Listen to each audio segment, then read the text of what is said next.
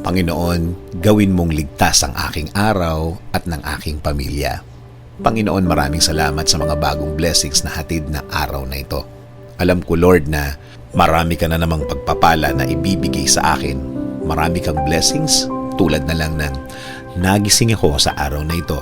Ito pa lang, alam kong may plano ka pa para sa akin. At alam ko, Lord, na lahat ng plano mo, lahat ng bagay na gusto mong gawin sa buhay ko, ikakaganda ng aking buhay. Ikaka-level up ng aking araw-araw. At alam ko din, Lord, na alam mo ang lahat ng nangyayari sa aking buhay. Alam ko din na bahagi ng blessings mo sa akin ay ang pag-aalaga mo sa akin. Na gawin akong safe saan man ako magpunta at saan man ako andun. Ginagawa mong safe ang lugar na yun.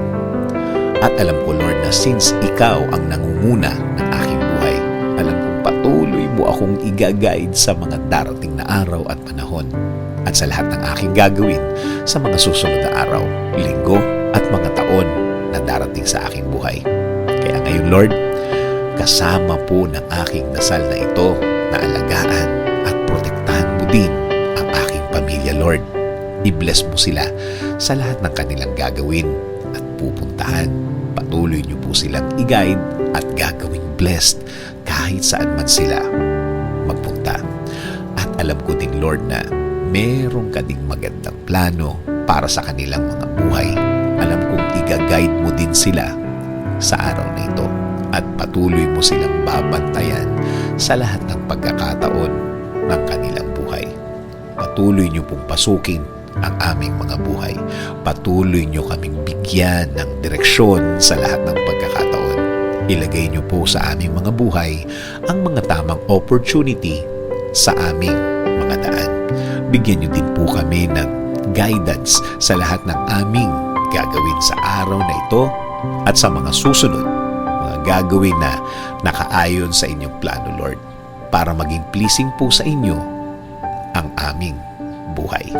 Gawin niyo rin pong ligtas ang mga biyahe na gagawin namin sa araw na ito. Ilayo niyo po kami sa mga masasamang pangyayari na pwede naming ikapahamak. Ilayo niyo rin po kami sa mga taong gumagawa at nagpaplano palagi ng masama sa kanilang mga kapwa. Huwag niyo pong hayaan na matupad ang masamang nasa isip nila. Lord, kayo na din po ang bahala sa aming bayan. Ilayo niyo po ang aming bayan sa kahit na anong sakuna. Paunlarin niyo po ang bansang Pilipinas at lagi niyo pong gawing safe ang lahat ng Pilipino sa mundo. In Jesus' name I pray. Amen. Sabi nga sa Psalms 32:8, I will instruct you and teach you in the way you should go. I will counsel you with my loving eye on you.